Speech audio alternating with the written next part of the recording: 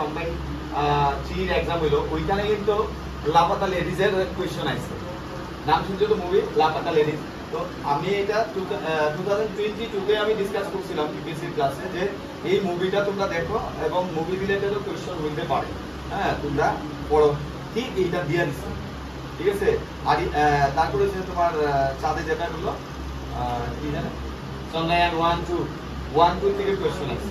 So দেখো current affairs এর related বিষয়টা এটা অ্যাকচুয়ালি লিমিটেড হইছে 6 to 12 মান্থস, কিন্তু তারা যদি বোর্ড এটা কোয়েশ্চন করে তুমি ক্লেম করতে পারো না যে it is out of syllabus, claim করতে পারো। কারেন্ট অ্যাফেয়ার্স অনেক সময় কি লেন্দিও মানে করতে পারে যে লাস্ট 2 ইয়ার্সও দিতে পারে, কিচ্ছু করার নাই, ঠিক আছে। কারণ তুমি রিসেন্টলি তুমি লাস্ট 6 মাস জানো, 12 মাস জানো, এর আগের ঘটনা তুমি জানতে না, নিশ্চয়ই তুমি অবগত। কারণ তোমার জন্য তো আর 6 মাস পর না আগে হইছে, এর আগে হইছে।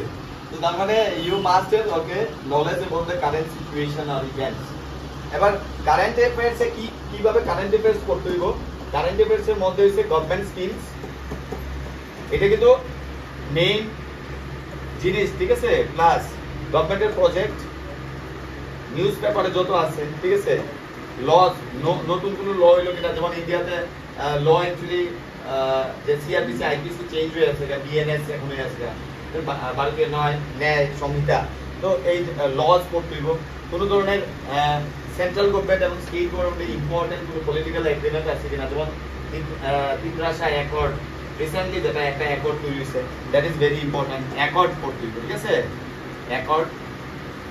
তারপরে কোনো ধরনের এগ্রিমেন্ট, ঠিক আছে, কোনো ধরনের এগ্রিমেন্ট যদি থাকে, মানে নিউজ পেপার থেকে আমরা কিভাবে বার করবো, ঠিক আছে, ওইটা আমি তোমাদের বলি যদি নিউজ পেপার পড়ো।